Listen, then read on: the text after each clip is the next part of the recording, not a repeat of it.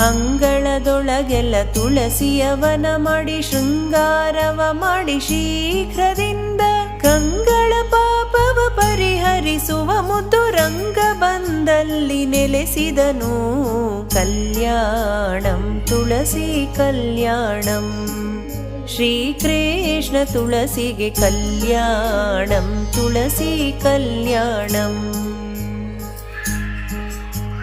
ಮಿಂದು ಮಡಿಯನುಟ್ಟು ಸಂದೇಹವ ಬಿಟ್ಟು ತಂದ ಶ್ರೀಗಂಧಾಕ್ಷತೆಗಳಿಂದ ಸಿಂಧು ಶಯನನ ವೃಂದಾವನದಿ ಪೂಜಿಸಿ ಕುಂದದ ಭಾಗ್ಯವ ಕೊಡುತ್ತಿಹಳು.